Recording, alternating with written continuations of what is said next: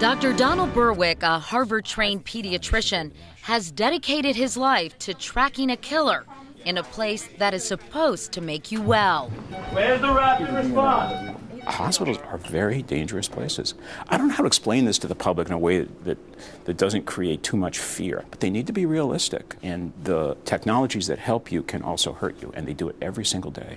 Dr. Berwick estimates that for every 100 patients admitted to hospitals, there are 40 to 50 incidents when patients are harmed, ranging from bruises and bed sores to much more life-threatening situations. Between 44,000 and 98,000 Americans die in hospitals each year, killed by their care, not by their disease.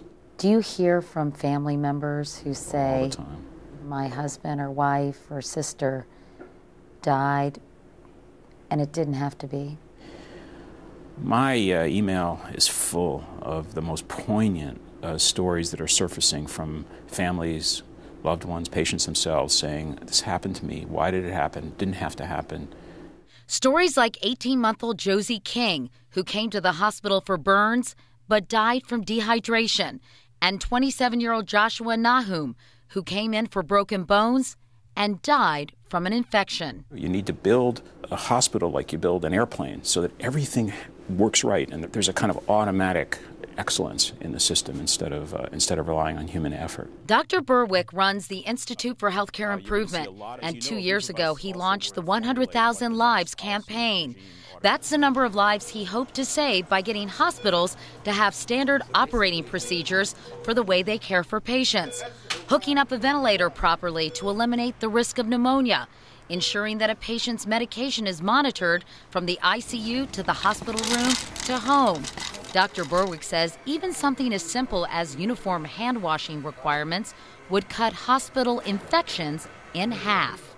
So do you travel around and check out the hospitals and see what they're up to? Yeah, we have a campaign team that makes field visits all the time. We recently met Dr. Berwick at New York's Beth Israel Hospital, one of the more than 3,000 hospitals that has signed on to his campaign. Dr. Brian Cole is the hospital's director of infection control. It's interesting that some of these injuries or problems, infections, etc., were pretty much accepted. The belief was they're at risk, and this is something that's to be expected.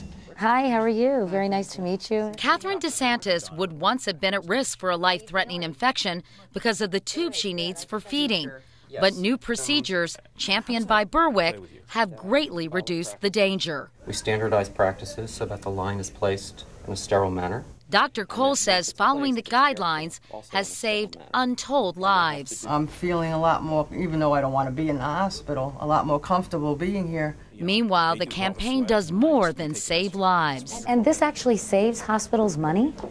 Yes, a lot of people ask, how can you afford to improve? And the answer is you can't afford not to. And now Dr. Berwick's organization is making even more recommendations to ensure hospitals are safe. What about the human component here, though, doctor? I mean, being able to pick up subtle cues from a patient. Can you really mandate and establish a protocol when these human relationships are so important?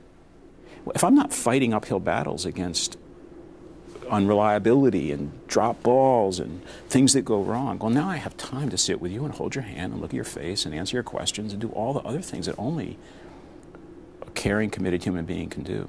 You're emotional about it. Yeah, I am. How come? It's in reach. It's in reach. You know, it's just a matter of will and leadership. The will to take small, simple steps that could greatly reduce complications and ensure many more people live to leave the hospital.